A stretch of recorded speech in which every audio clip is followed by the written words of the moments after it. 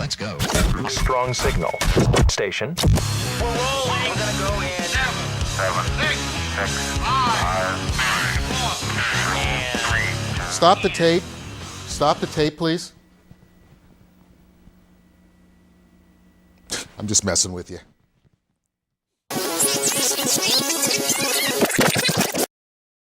Let's go. Strong signal. Station. We're rolling. We're gonna go in 7, 6, 5,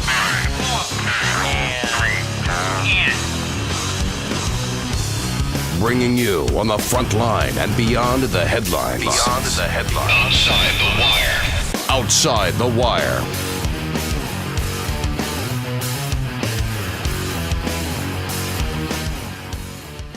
Last Monday, ESPN First Take hostess Dana Jacobson, fresh off her one-week suspension for saying, among other things, Jesus in a drunken tirade at a roast, came back and apologized to her audience, as well as those who were offended by her remarks. Guys, thanks. First off, I'd like to welcome back my co-host, Dana Jacobson. Dana, it's very good to see you again. I know you have something you'd like to say. Yeah, Jay, thank you. Before we do start First Take, there's something that I want to address. There's been a lot of attention surrounding my inappropriate behavior and comments at a roast earlier this month of my friends Mike and Mike. I want to once again say how truly sorry I am for my poor choices and bad judgment that night. I've taken responsibility for what I did say and do and realized why it was wrong. There are no do-overs in life, so all I can do is what we all do when we make mistakes, learn from them. As a person and even a broadcaster, I can tell you I have already learned a lot from mine. Several people told me last week, mistakes do not define us. It's how we respond to those mistakes that does. I believe that. I hope you can forgive me and allow my future to define me.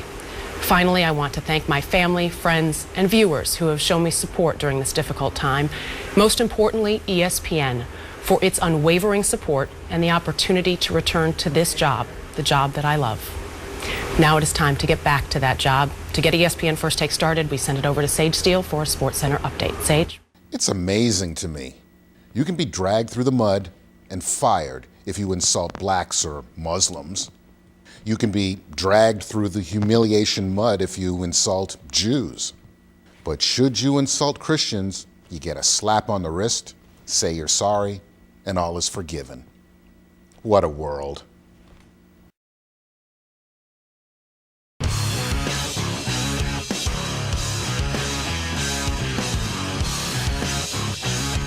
If Hitler were still alive and walked through Brattleboro, I think the local police would arrest him for war crimes. According to the Rutland Herald, Brattleboro residents will vote at a town meeting on whether President George Bush and Vice President Dick Cheney should be arrested and indicted for war crimes, perjury or obstruction of justice if they ever step foot in Vermont. Not that I'd ever hope for a natural disaster, because in this case, there are probably some very embarrassed citizens of Brattleboro who have nothing to do with this. But should a natural disaster happen in and around Brattleboro, these people would expect President Bush to drop everything and direct the federal government to immediately assist them in their time of need. But also knowing the loonies as we do, Bush would declare a federal emergency, and when he flew in to do the customary damage survey, the Brattleboro crazies would attempt to perform a citizen arrest, hopefully clothed. Somehow I don't believe the Secret Service would allow this, but that's only me. However, it would be fun to watch the traditional screaming liberal limp body drags off to jail.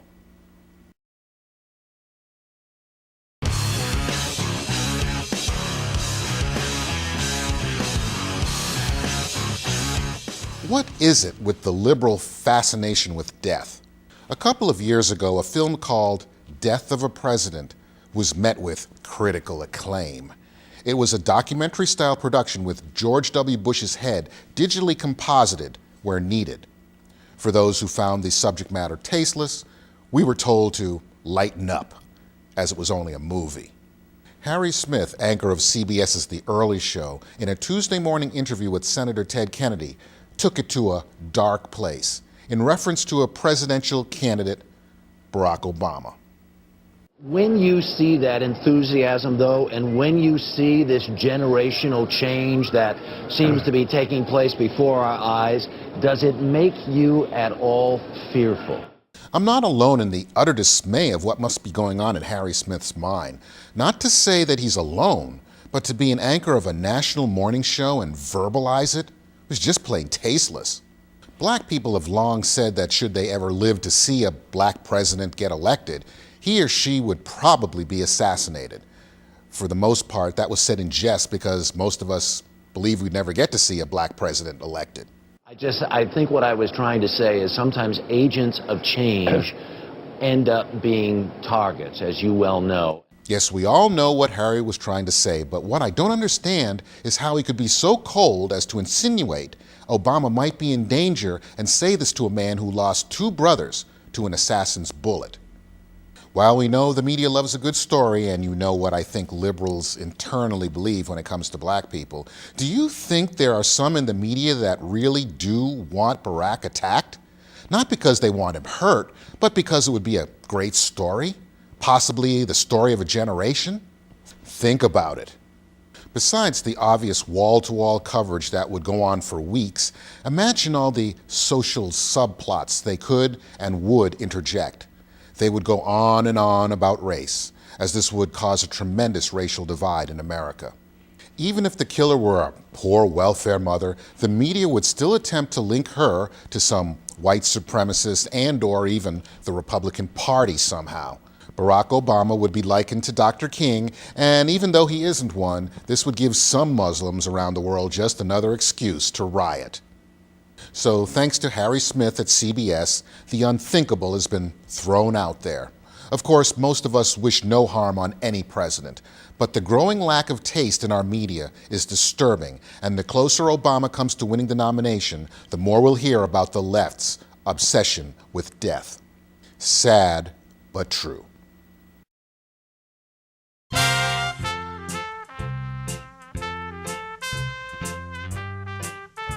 Look into my eyes, you are getting sleepy. You will vote for my mother.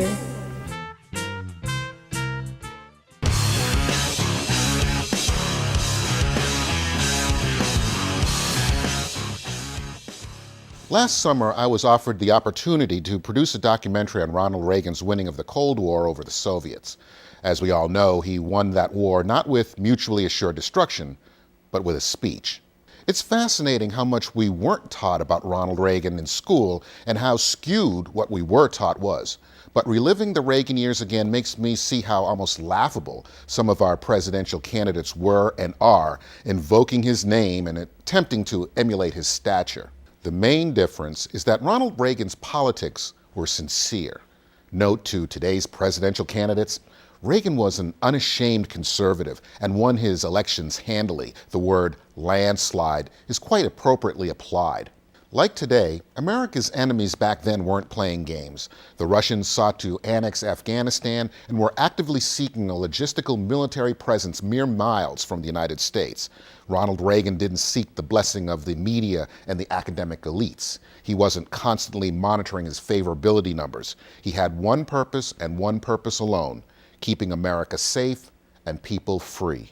Ronald Reagan respected religion, but didn't wear it on his political sleeve. He didn't try to show voters that his beliefs were stronger or more sincere than others. Therefore, he didn't have to defend his beliefs and morals to a hostile media that, in some cases, had neither.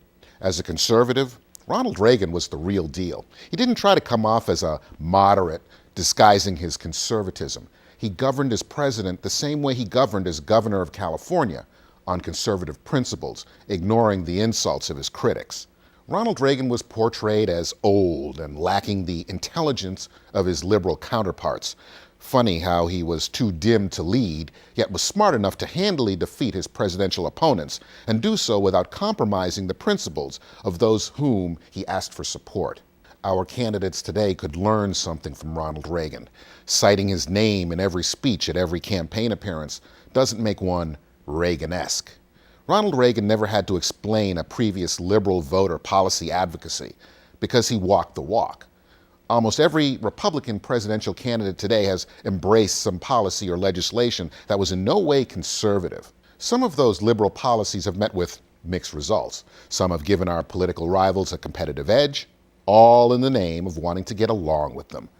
Reagan understood our foreign opponents were, in some ways, very similar to our domestic ideological ones. They both had no intention of compromising with us, yet today, in an effort to be liked, Republicans continue to offer that futile olive branch to unreceptive liberals. President Reagan was consistently vilified, and his domestic and foreign policy records were, and still are, distorted by the left. Through those years of ridicule, he was determined to stay the course to defeat communism. He ignored his popularity ratings. The left today credits the ending of the Cold War to our opponent, Mikhail Gorbachev, who only backed down because Reagan refused to do so. Today, the left in America seldom criticizes those participants in the war on terror who blow up innocent civilians as well as our soldiers. Like in Reagan's day, America is considered the problem by many of our own people. When the Berlin Wall fell and the Soviets withdrew from Afghanistan, millions of people were freed. Many on the left refuse to acknowledge that. Unfortunately, war has to be threatened or even executed to achieve a lasting peace. Just ask Germany and Japan. Forgive me for sounding simplistic, but Iraq is still a work in progress. Reagan stayed the course with the Soviets and defeated them. While Hillary Clinton and Barack Obama have threatened the very people who've been liberated, Reagan aided Afghanistan and the Contras against their oppressors, not turned his back on them. Our Republican candidates today can want to be like Reagan. Some even comb their hair like he did. But wanting to look like him and being him are two totally different things. Reagan was a conservative from day one, thus needed little tweaking of his image to make himself palatable to Republican voters. With Reagan, you knew where you stood, and you could turn your back on him without fear of being stabbed. In the future, will presidential candidates emulate and invoke the name of John McCain, Mike Huckabee, or Ron Paul like they glowingly do Ronald Reagan? I think not. As Reagan wannabes, they're all flawed. Wooing conservatives back under their tents is a tall order. They can want to be Ronald Reagan, but conservatives are still waiting for the real deal. Either way, it's going to be a long 4 years.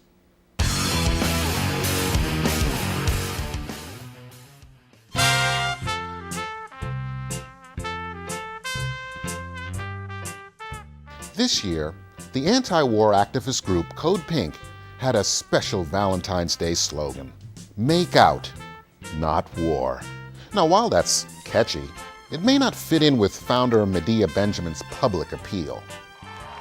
Okay, now listen up. Because we women of the United States have a very clear message for every single presidential candidate, including or especially Hillary Clinton. And we women say, pull out now. What do women say? Pull out now. What do women say? Pull out now. Get out of Iraq. Love and peace and compassion. That's what the women of this country want. Thank you. Mixed messages are something to be avoided on Valentine's Day. Just a suggestion.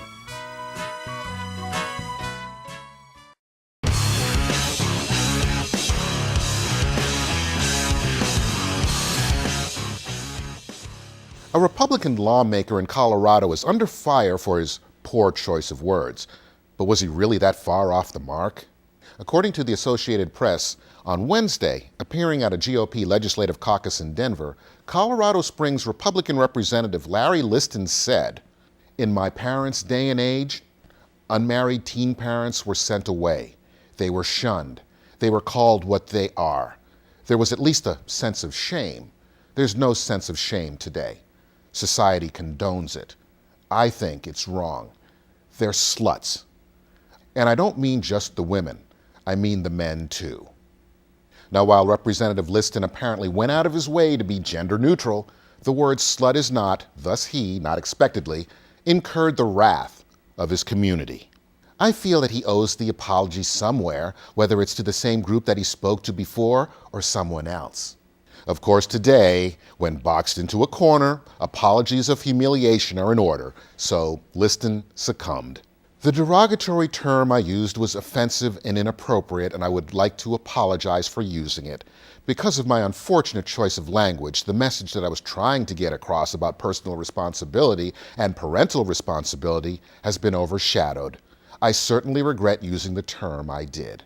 But let's leave out the fact that Liston used a poor choice of word. Was he that far off the mark? My father always told me, everything you do affects someone else. I can definitely say I grew up in a different time. During my 12 years of grade school, I know of no couple that got pregnant. The consequences were potentially chilling. Both the girl and boy would have to drop out of school because of the shunning, humiliation, and disruption their presence would cause. The parents of the teens would be constantly reminding them how they now couldn't show their faces in public because people are talking. The teen boy would face the prospect of having to get a job to support that girl and pending baby. Suffice it to say, the whole situation would be ugly. Because of our hypersexualized society, we have boys impregnating girls before they're officially teens. There are both enhancement and birth control commercials aired during all hours on television. Some channels geared toward the teen demographic encourage hooking up, and middle and high schools have daycare centers for those who have strayed big time. And it's not like today's youth don't know what'll happen should they do it. They just live in their little, it'll never happen to me world, and when the unthinkable happens, they know there are public lifelines galore to aid them in this inconvenient time. The fact that our teens have to sneak to copulate means they know they're doing wrong. But as they're short-sighted and youthfully selfish, they could care less about the consequences of their instant gratification. They could care less that their parents, not them, will likely have to raise that baby. The teens will go back to school like nothing ever happened. Having completed sex is almost a ho-hum issue today. Oral sex occurs in school buses nowadays. There is no stigma. There are community service organizations salivating to sign teen parents up, and more times than not, those same teens may give birth again before they graduate high school. Shunning, while politically correct as it denotes passing, heaven forbid, judgment, may not be a bad thing. Old-fashioned traditions always have a way of making a comeback. Stigmatizing irresponsible teenagers whose actions heavily impact others is not a bad thing. Teen pregnancy is not a problem. It should be a curse. Colorado Springs Representative Liston used an incorrect word, but his intent was correct. Maybe instead of him apologizing for hurting the feelings of some in his community, pregnant teens should apologize to the community that will at some point have to foot the bill for the child they brought into the world at such a young age. But what was I thinking? Holding teens responsible for their actions. That would be mean.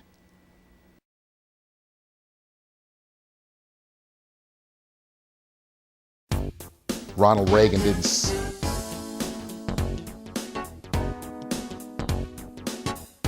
I don't mean it, and I don't mean just the women. Will presidential candidates emulate and invoke the name of John McCain, Mike Huckabee, or Ron Paul like they...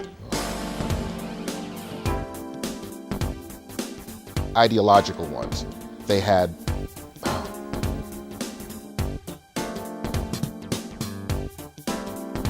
The message that I was trying to get across about GOP Legislative Caucus in Denver, Colorado. Okay, in Denver, Colorado. In Denver. Because of our hypersexualized.